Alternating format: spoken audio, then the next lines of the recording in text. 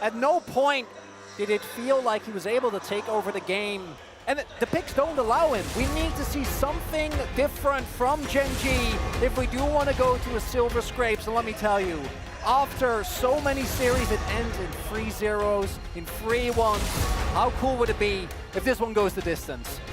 I think we deserve it at this point. You know, yeah! As fans of the game, I think we need 5. But, you know, it'll come down to the way the players play and how the teams do battle it out. Maybe T1 just ended here, as the bans are the same, but this time we do have a Lucian first pick. Lucian going over to Pays here. Kalista's gone. Avaris is gone. The Ashe is up. And we'll see if they want to play the Zeri Lulu into this. They'll give the Azir, of course, with this priority on the Lucian as well to Faker. Maybe Chovy now plays the other side of the coin with the Taliyah. And what a way to potentially bring this one back to 5. So go back to blue side here a second time, but this time play what you lost to, at least in terms of the bottom lane here for GENG. Pick up that Taliyah, warp objectives to your favor. You'd love to see it if you're a GENG fan. We've seen so many good games of Pays on the Lucian. More consistent picks this season. A lot of discussion, though, about what that lock-in's going to be, if it's going to be the Taliyah or something else. At the same time, Pays and Lahans, neither of them have looked that great. I think last game more so Lahans, but in one of the earlier games, more so towards the end of Lahans with a couple of the plays that he made. As you pointed out, Wolf, think back to summer where a couple of his level 1s just got killed in lane, and that type of snowball you can't afford against a team like T1. Aso coming back again last time. There was too much backline dive. This time, though, it's going to be T1 that is piloting the kite back home. And imagine the BM if they swap the drafts and take their first LCK.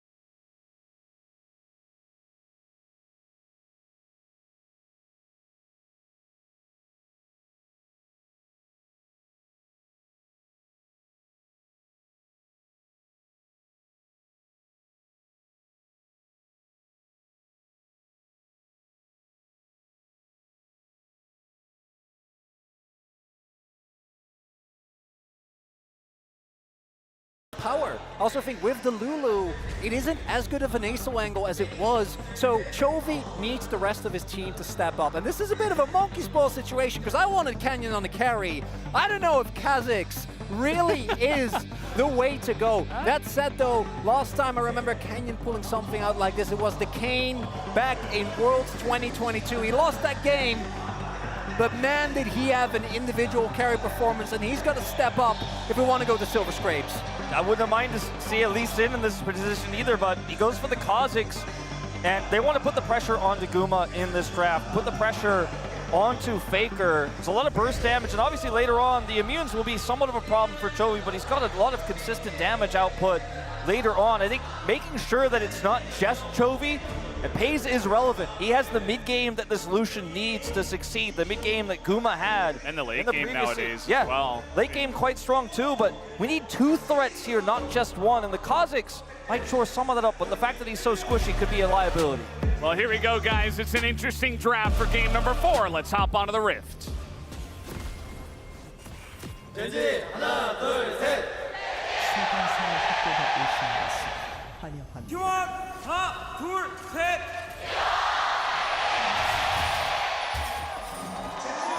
Game number 4 of this series that has already delivered, and this could be the last game. We'll have to wait and see how this one is going to pan out. Is GENG going to start off with some level 1 shenanigans, just a 3-man invade, trying to gain some presence on the bottom side of the map. Really interested to see what Canyon is going to try and get done with this Kazakhs. Obviously, one of the big benefits of this champion is that his isolated 1v1's insanely strong. Does get to have a big impact in team fights. Also see what the evolve path ends up being. We haven't seen this champion in a really long time.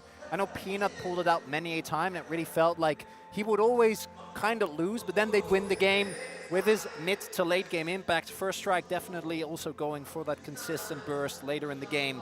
Not looking to flip it too early with something like a Dark Harvest. Yeah, you really need to pop off early. You find a single target, you find a Lulu trying to clear vision, for example, you blow her up, you can take a ton of gold as well out of that with the first strike, as mentioned. Futures market has always been a staple of this Kazakhs pick to try to accelerate as quickly as possible. And then when you get Umbroglaive in the past, when that was the viable option, you just clear a ton of vision to make it really difficult for a squishy support like Lulu to actually clear vision. But it is, of course, a lot of the time requires you to have map control. Otherwise, it just doesn't necessarily work out. You get splatted like a bug, as Kazakhs is. And it is a very risky pick. And this is not necessarily the draft I was hoping for here. But it's the one we've got. Yeah. Futures market, as you can see here, the zombie ward as well. Level 2 hit here. A tempo ignite as well. Just put some damage into Guma, who did go the barrier this time as well. Very common into Lucian. And they're going to see Canyon and what kind of path he's on. They can hit tabs. He's on 8. He's going to go for a full clear. And yeah, I think a large part of this game could come down to just how much impact he's going to have on what is a very nice little pocket pick for the finals. I'm not so sure, though. I kind of agree with you, Wolf, though. You know, maybe you just pick up the Lee Sin and you just go with extreme comfort and you're feeling pretty good if you wanted to go for something that has kill pressure. Yeah, I'm not saying I like it. I'm happy to see it, just because it's a carry. It's something we haven't seen in a while. But Canyon is really going to have to convince us, because I think he's been pretty muted as the last one to play it. Actually was Owner versus KT Cuz. Of course, the regular split was where KT reigned supreme. Yeah. Weren't able to actually pull it through to the end. But as mentioned, want to just full clear as much as possible. Get the 6, that's when you get a lot of your dueling power. You get a lot more space with the stealth in team fights as well. And the ability to rush an objective very quickly as well in isolation can be quite strong.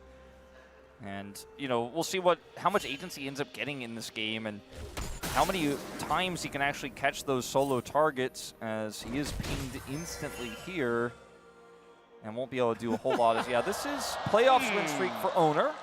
This is a win streak for Xin Zhao. 5 games for Xin Zhao, and all of them were played by Owner. So I suppose both of us correct at the end of the day. He has been the only one to pick this one up for playoffs. Now, Owner could still go for this, and he is going to charge on in. Get the knock up here on Lahans, but really this is just about sending them away. And now the damage is coming in on Lahans. He's going to have to heal as they deny more and more farm for the bottom lane of Pays and Lahans. This is the big thing. Xin Zhao has so much dive threat. Kazakhs until level 6 basically is a bug. Not going to aid you too much in the dives. I mean, he's coming over now. We'll see what he can get done. Oh boy, Rue comes down on a Pays, and now Canyon is here. And what's he going to do? Escort them to the turret, I guess? And that's about it. And they're still so low. They're so low. Obviously, the Ignite is coming back here. Heal down for Lahens. Pretty disastrous. Chovy once again winning out on this lane.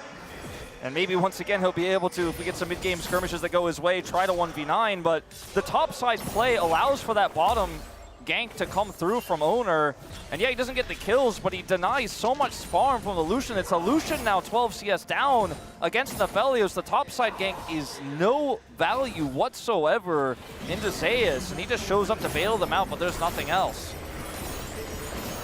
Owner, probably the most often criticized member of this roster, has also had a lot of periods in which he was very visibly not in sync with the rest of his team, not able to actually make it work.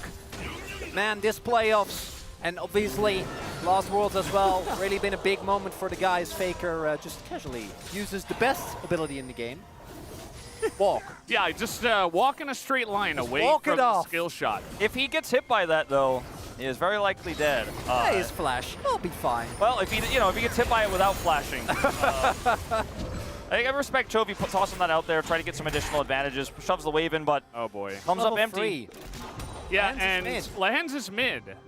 So he helps Chovy, who is already winning the lane, push the lane, I guess. And Pays just alone down here by himself, not able to farm. The lane, at least, is pushing into him, so I suppose that is a very small consolation prize. But he has already missed a lot of the CS. He might even miss this cannon here as well. That one melee minion getting to work on it. Yeah, he's not going to hit it. Oh, maybe keep it alive, actually. I mean, that's the only good news is maybe you get the cannon. Yeah, it's a very small piece of good news. Yeah. And he is going to pick it up. Yeah, nicely done. Wave comes in, should be able to catch up a little bit, but again, at the end of the day, Guma and Keria are owning this bottom lane at the moment. This is not why you picked the Lucian to fall behind, but it's not Pays' fault. Lahens left him out to dry, and it was Canyon's topside gank that got nothing, that allowed for Owner to make this happen in the first place. It's just good pathing from Owner as well, right? Very aware of how strong he is in the early game. Canyon is now level 6. Not sure what he went on the evolve. Looks like he did go for the claws, which does give him, as you mentioned, Wolf, a lot more both 1v1 potential as well as objective threat if he can get to a Dragon or a Herald alone. That said, Dragon gonna have to wait on that for a little bit, as only good Dragons left on the table. You love to see it. It's going to be pretty big, especially for T1, who are already getting ahead of the curve with their bottom lane so far ahead. I think Canyon, trying to get whatever he can at this point, because he's not going to have any luck down here, that's for sure. T1 in absolute control of this lane, and Owner is still shadowing it. Just on the off chance Canyon does come down here, he's not really going to be able to do much except neutralize Owner's presence. Yeah, and unfortunately, he's not going to get value out of that evolved Q in the 3v3, and it's going to be Guma with red-white putting some more pressure on here, and should be able to break through this turret plate relatively easily with this cannon wave coming through, and Crescendo dodges the bubble. I mean, this is just a disaster here. He could just kind of kite his way back here, take the plate gold, and leave. 30 CS nearly the advantage here. Yeah, so especially with some of these being missed here for Pays. Yeah, the bot lane is just in absolute shambles. It's just a disaster. Lahens hasn't hit a bubble yet. Pays has been, as you point out, the early trades not looking too odd, and after that, hasn't really been given a whole lot of opportunity, misses a lot of creeps here. And the rest of GENG, they're going to have to find a way to bail out this bot lane. I do think that, much more so than in the past, the Lucianami has a lot more staying power. But if you, give up a turret, 12, 13 minutes in, and this Aphelios is going to be up 3 plates and 40 CS, how are you going to fight into the mid-game? All right, Bubble gonna miss as well. I mean, it's really rough as well when you get the speed up from the Lulu. It's just so easy to dodge those bubbles as the Aphelios. And really the difference here is that they have so much control of the lane and the wave that they can push up, threaten you, force out a bubble, just run away, and you can save the W, not to polymorph, but just to get Guma to safety. We've seen, throughout the season, especially with watching comms, some of the frustration Lahens has had with Pays in the laning phase, and he abandoned him there after the early exchanges went very poorly. Chovy committing that ultimate, go back to when he tried to ult Faker there, and Faker just walked it off. I feel like the pressure is really on GENG. He's like, maybe if I get this kill, maybe I can carry again. Lahens is like, maybe Chovy's the main character here. Not going to trust this Lucian to necessarily get it done. At the same time, I feel like I'm seeing shades of D+ Canyon here, where, for a lot of the time when he didn't have lane prio, didn't have control, wasn't able to path, wasn't able to make a large impact, and ended up just kind of PvEing while the rest of his lanes were falling apart. Not saying that's necessarily how the rest of this game is going to go, but the early game here for T1 feels so free. Well, in this case, I'd rather flip it around. Canyon is going to have to carry, because he's the one getting ahead in the farm.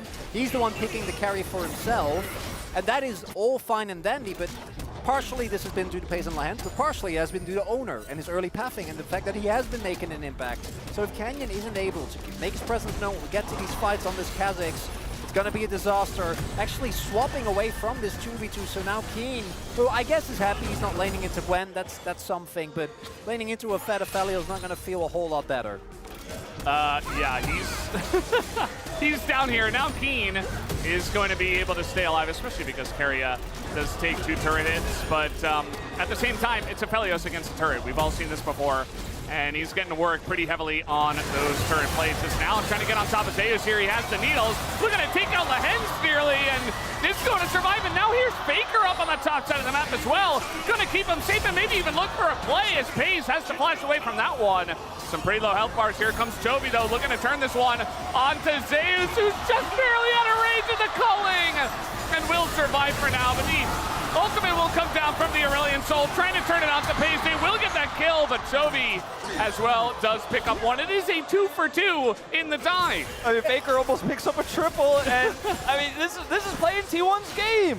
You know, trying to force these fights when you don't have full control, you don't have full information about where Faker is asking for trouble, and this just really isn't the trade-up you were looking for as GENG. Now, ultimately, you do get some plate gold here for the Lucian. Do end up getting some kills there. The Kazakhs gets a kill, so Canyon going to be slightly accelerated here with his futures market.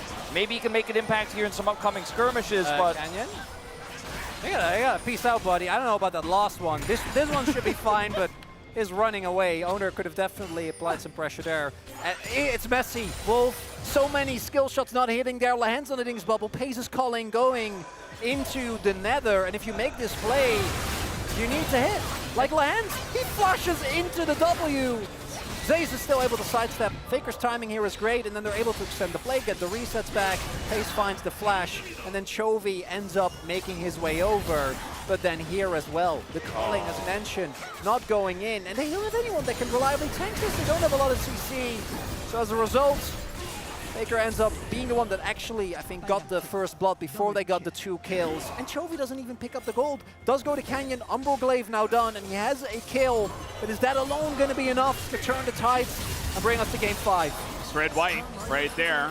Canyon is in the area. That's going to keep him alive. Got to be careful against that Aphelios, who's in a very good spot at this time. No completed item just yet. But now Owner going to make his way over here as well. And maybe just trying to get some presence here, some priority for this Ocean Drake that we do have on the map. T1 would love to pick that one up and move into a great soul that we eventually get in this game. Another culling just tossed out. No real value here for Paze, and GENG don't have control over this dragon here. They do have Chovy, who can roam up pretty easily with his flight here. And he's putting the hurt onto Faker, so they should be able to wrestle that prio away. It's off the back of, once again, Chovy winning out in the Azir lane here. And, yeah, I mean, it's not done yet, because this wave is pushed in here by Guma. And they're going to have to get TP. Yeah, they're going to make a play for this one. Paze takes some big damage early on, but GENG full committal onto this objective and no TP from the side of Zeus. So T1 say, okay, we'll give it away. And that'll be the end of that. And now Zeus is going to get some free time with that top turret. And that's for one dragon. I don't know if you really want to do that. We do see Keen making his way back. I wouldn't even mind if he ends up ghosting. Keiria's like, just let my guy get a plate, okay? In top lane, he's been getting ganked, he's been getting dove. Zeus will be able to pick that up. And obviously, once we get to the later stages, this Gwen is going to absolutely shred through. A single dragon, that's nice. And I can't imagine a more obnoxious thing than either an Asol or a Gwen with a Hextech. Gwen in the 1v1, Asol just because all of his skills eventually become so big that trying to get away from both a Rylai slow and a Hextech is not really attainable. It's not really going to be what you want to deal with. This is not the same speed at which Chovy was able to come online as he was in Game 2 with the Aurelion Soul, and the scaling aspects of this composition, this time it's not also into a T1 comp that has problems in the late game. They're not playing the Aurelion Soul slows into a Callista. It's going to be an Aphelios that's low range, sure, but it's going to be very protected by Olulu. Will have a huge damage output in these team fights. So Chovy hoping to get some fight wins, hoping to get bigger advantages than he has right now. And GENG really need to slow this game down. And once again, just like the last time around, FaZe isn't really going to be, unless something changes here soon, the threat. It's only Chovy. Canyon, a secondary threat, but without map control, this Humble Glaive means very little. Big thing though is that, yes, FaZe really suffered early, but when all is said and done, I think he was down about 300 gold. He did pick up a kill. So the gold lead is still in favor of T1, but it's not insurmountable by any means. We'll see if they want to commit. Zeus does FTP. Yeah. Fiend does not, and I think that's why GENG is saying, I don't know if we're going to contest this one. Yeah, don't necessarily have to. I mean, they could have said, okay, well, Chovy's in a pretty good spot. Maybe he throws down an ult and maybe we can pick someone off. But especially, you know, Lucian only on 1.5 items. You're not really going to have a lot of pick potential this early on. So they're just going to give this one away to T1, who did, as you mentioned, also have TP advantage. And we will just continue to scale up in this game. At the end of the day, you know, we might have both teams just saying, okay, let's wait for the late game because, yeah, you got this early in Seoul, but you also have Gwen, Azir, and Aphelios, so. And Lulu. Yeah, and Lulu, as in the 1v1, Canyon is going to have a decent time, but now Zeus is here. And Canyon is just going to ult away. X-Gate. Oh, okay. TP. We're going ham. And they will get the turret off of this. And Chovy's like, I'm getting more stacks off of the TP. But it does mean that Faker with Nashor's Tooth up here is going to be unanswered. Keen does not have teleport. They're going to push mid as well. So maybe a 1 for 2 here. GENG get 1, T1. Most of this mid turret, they guarantee this top turret. And this ended up being a waste of teleport here for Chovy. We are seeing a little bit of confidence, though, from GENG, and that's something I think we haven't seen until, what, like midway through game number 2. As you might have a fight here. Oh boy, they're all caught in it as he's on top of them as well into the bubble. And Keria has to flash away. They barely get out of that one. GENG threatening underneath the turret, but at the end of the day, T1 will keep their turret alive. 2 flashes expended here for T1. Guma and Keria losing those after the ultimate comes down from Chovy. He has enough stacks to get the empowered one, so it is a huge threat. Large is the area where you could dock them up there, and the follow-up was there. The bubble was fantastic, but they don't quite have the damage just yet.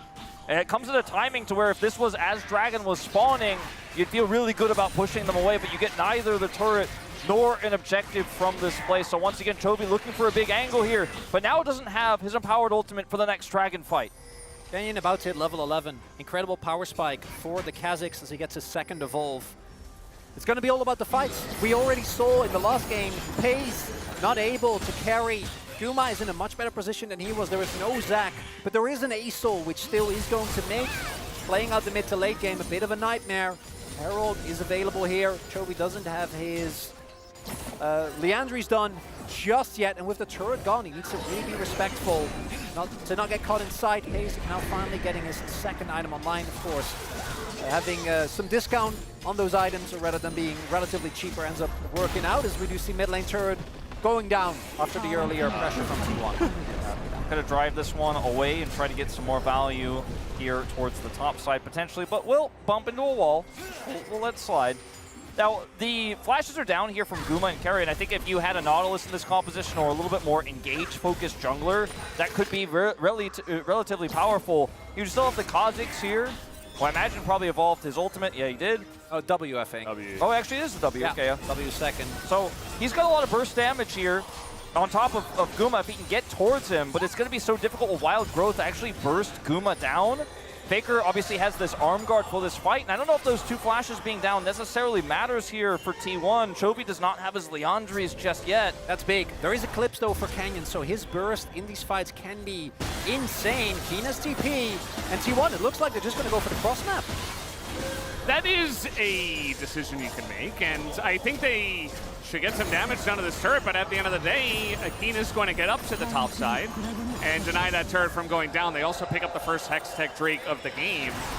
T1 essentially saying, okay, you want to go late game, take the Drake, sure, whatever, we're going to try to get some gold, we're going to try to maintain a lead.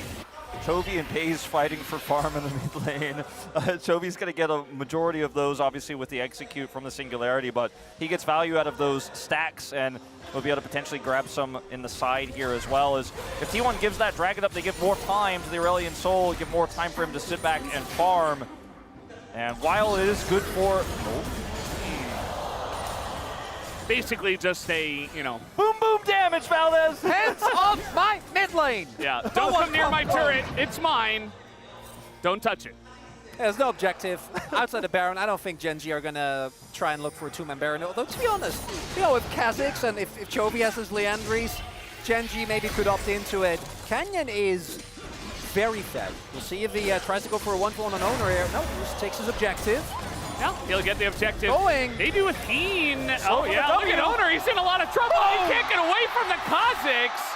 The evolve on the Meanwhile- W is good enough here to get the Yeah. snow and chase him down in the 1v1. Made the right choice on this one, and that's the 1v1 you need, and now maybe that threat of the Baron is there. Leandri's there for this Aurelion Sol. Keen gonna take some damage here from Faker, but he doesn't have a Leandri's. Keen can basically just walk this off. They're not gonna start the Baron. They want more though. And they thought he was threatening them. They thought, you know, he was trying to beat BM, but actually, he is gonna bait Faker into staying around and having a flash away from Chovy. As now Pays with the culling, chasing down Keria, has to wild growth. As now with Keen in the front line, he is just so tanky at this point in time with the Spirit Facade finish, and he will be able to escort them out. Hextech gate for Owner. He can rejoin very quickly. I think GENG should back away. They were able to maybe force something. Okay, wait. A little bit of a pick here onto the Gwen, some poke coming down. And with the Lucian and the Kha'Zix from ahead, it's just so difficult to approach any brush. It's also Umbro Glaive. We haven't talked about it that much, but Canyon, once he is able to like find a 1v1 like that, which that's why you picked the Kha'Zix, obviously, as we saw their Owner not going to win that if he is in isolation, even with Faker trying to roam up. The big thing here, as you point out, Wolf, with the slow, you have enough time. And because of the evolved Q, like the isolate, even through the heal, it just isn't enough. You're never going to be able to keep the Kha'Zix off. And these are the moments that you need to have on this Kha'Zix. You said it at the beginning. This champion does nothing if you're not killing people. And Canyon, after Sejuani duty, has been a really big part of the pressure. Look at the farm as well. Yeah, now he's starting to find these angles. Now he's got the vision control with the Umbral Glaive you just mentioned. We talked about it earlier, but it looked like maybe GENG was never going to get map control back. They have once again controlled vision here around the pit. They forced T1 into an awkward skirmish moments before because there was just no vision whatsoever. They've done it now again. Look at how quickly Canyon can clear these wards, and Faker's the target. Yeah, he's going to clear the ward, but he is going to dash away. But now, can you get away from the Aurelion Sol without a flash? He is going to divide, and Owner is providing a front line here. Goes into the Zhonya's, a chance for T1, but now Guma in the 2v2, desperate to take it down. Yes. Gets the red ult down, and now Zeus is going to take out Canyon on the top side of this fight. Chovy just trying to kite away from Zeus, and Zeus is going to be isolated here. The rest of the team not able to follow up on the Gwen. And it ends up being just a 1-for-1. And look at the Summoner Bonanza being thrown out. We have flashes gone. We have barriers gone. That could have been a game-ending moment for either team. If you lose that fight, Baron's gone. Both teams have insanely quick Barons. Plus great siege and really fast wave push to take out these inner turrets and then push down towards the inhibitors.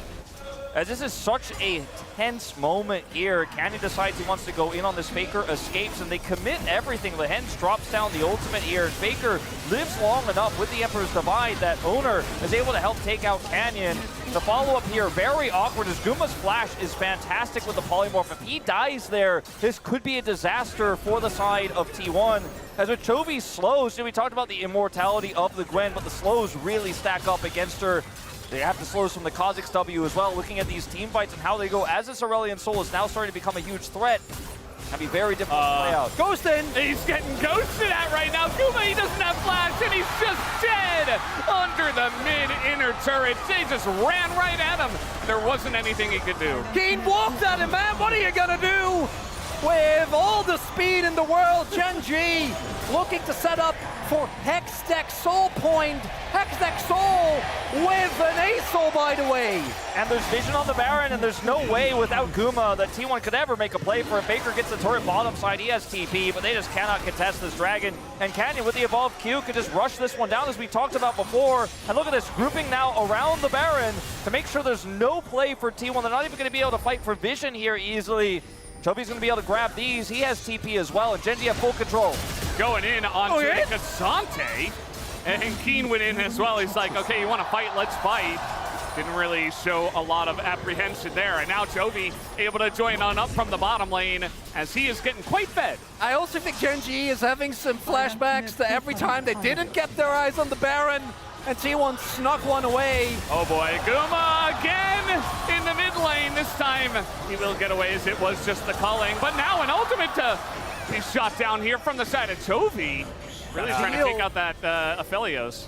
Not worth, I think, here for Chovy. Gets the heal, as you mentioned, but and Leandri's damage can sometimes actually just guarantee you a kill in moments like that, but bit of an odd choice considering now that huge ultimate is not going to be online for the next objective fight. Sure, 4 minutes to go before the soul fight, but it could be useful on an upcoming Baron, and you're going to have to stack it back up to get the empowered once again as Guma.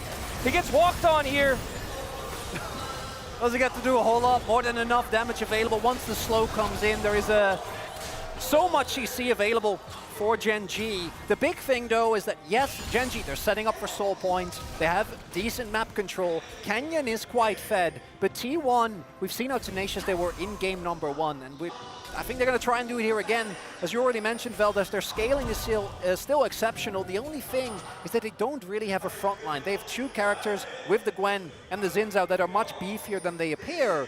But nonetheless, if you make a misstep, you might still be in trouble. And I wasn't sure about this Kha'Zix. I don't know if it's going to end up being enough, but Canyon on a carry, that feels good. Yeah, it's very reminiscent of a lot of what we've seen from this guy at his peak in Damwon. World's MVP. The man has done so much, and in this game, he's not a tank, as mentioned, but he is a vision-clearing machine. He is such a threat to anyone who walks into him 1v1. GENG playing around these slows, Chovy just going between top and mid and grabbing as many stacks as he can to re-empower his ultimate. Has the Horizon focus, his owner. Oh, somebody's got to check, and it's owner this time around. He is going to walk it off. But now, I think with the Hextech Rift, maybe owner gets back here, but GENG's still going to try to go for this Baron. They're so fast. Yeah. So much damage. Look at that! The Aurelian boy. Soul just holds Q. Yeah, never mind. It's gone. They're going to try for the TP. Yeah, they're TPing in. They want to try to take a fight, but it's too late. It's too fast. The Baron is gone. And GENG will pick it up, and T1 are like, well, so never mind. And now owner just runs into them, assumes they backed, and that is going to be the end of that. As now a gigantic ultimate going to hit the rift here. It's a 5v4 in favor of GENG.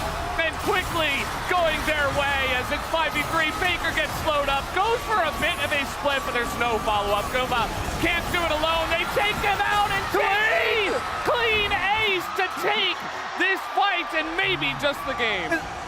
Is it happening? Is it happening? Game 5! Game 5! One time in my LCK finals in spring! And it looks like it may very well. They get the clean ace. They have Baron here. It's not over till the Nexus falls, as T1 has shown us many times, but now they know what it feels like to have a Baron taken away from them. This wasn't a sneak, though. This was just full map control, and owner assumes the backs. As you mentioned, they have no vision whatsoever because the Umbral Glaive is just there, and even if you don't get hit by the center, as Keria does here, everybody gets slowed. The Rylai's comes through, and the follow-up. Look at how much work Keen does on this Cassante by himself. Guma doesn't even kill him here in these final moments.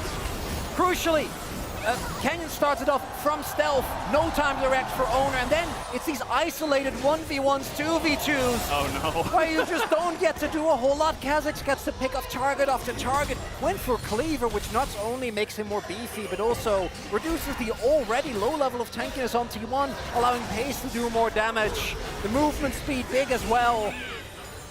Oh boy. Hextech Soul in 50 seconds. Yeah, and that is a giant jump in gold. Now it's GENG who are in the driver's seat. 8,000 gold ahead, a 6,500 gold Red Bull Baron power play as they leap into the lead. GENG looking to push mid and bot before this dragon does spawn. Look at the Aurelian Soul Siege. It's just insane. Even his autos at this late game. The grubs! Little grubby's getting in there. And you see Zeus trying to push top. I mean, that's basically all he can do at this point in time, as he's not going to provide much of a defense anyway. But it is GENG closing down on the base. They're looking for the end of this game. The 3-man ult comes in. Keria goes down. Owner survives with the Crescent Guard, but maybe not for long. Guma, desperation as he steps up to the GENG members who are trying to put an end to this game. Canyon, they trust him with the Kha'Zix. He brings us to a 5th one. Zeus It's happening, guys. Zeus is desperate. He is so desperate to try to not allow this to go to game 5, but it is inevitable. GENG will take down the turrets, and they will take down this Nexus. Faker gets flashed on, and he goes into Zhonya's just to die at the end. GENG, bring us to Silver Scrapes. And it has not been the cleanest LCK final we have seen, but in the last 3 years, we have not seen one this back and forth, this close. And you can see how much it means to these two teams. T1 to finally get revenge after 2 years of GENG victories. They want to deny the 4P, keep that record for themselves. The 3 back-to-back-to-backs. GENG matched it, but they will not pull ahead if T1 can bring us to the 5th, but they cannot close it out in this one. They trust Canyon on the Kazakhs, and GENG says we're going to one last 5th game. One more Silver Scrapes here. The LCK finals go to 5 for the first time in forever. I'm sure Chovy after that game, he's like, guys, if I play ASO and one of you plays the game, we can make it happen. We can do it. And Kenya says, I got your back. It's so true. Locks in the Kazakhs. And even with how incredibly rough the early game performance was, we saw GENG. They didn't lose faith. They didn't lose hope. They pulled through mentally. And we're going to a game number 5. Both teams are so stressed, it almost looks like they both lost. GENG are like, oh God, okay, we got a game 5, but there's a lot of work to do. There's a lot of discussion. They're gonna almost definitely be moving to red side for game number 5 as we take a look at some stats here. I think this Aurelion Sol needs a look in the game 5 draft because this is a sub 30-minute game that GENG win off of just a few plays from Canyon there. They get Baron, they close it out. T1, they caught Chovy, they punished him, they put everything into it, they stopped him last time around, but if they get to play an even game, it just doesn't feel fair when Chovy's on this dragon. Definitely did not feel fair in that game number 4, I'll tell you that. We do have a game 5, we do have a Silver Scrapes for the first time in a very, very long time. We're gonna take a break, guys, and come back for game number 5.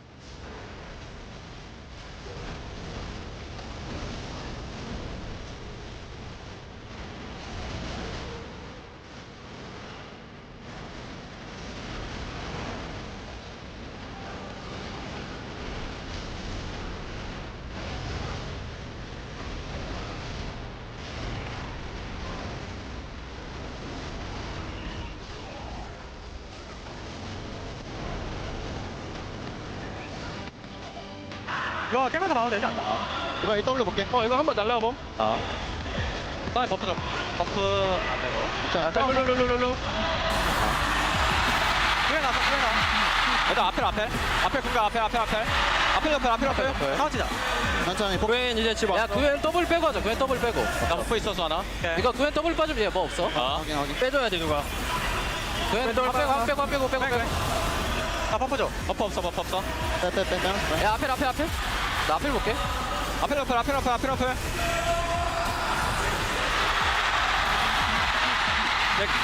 깨고. 목각 가자. 나이스.